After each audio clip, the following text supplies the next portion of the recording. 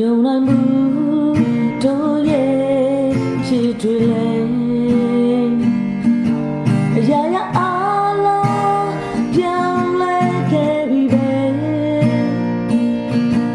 ဟိုတစ်ချိန်ကမင်းပြောခဲ့တဲ့ချစ်စကားလေးများကိုယုံဆောင်မိခဲ့သမျှကူတော့မှတွေလားချွေးပြီးတော့စဉ်းစားကြည့်ပါဦး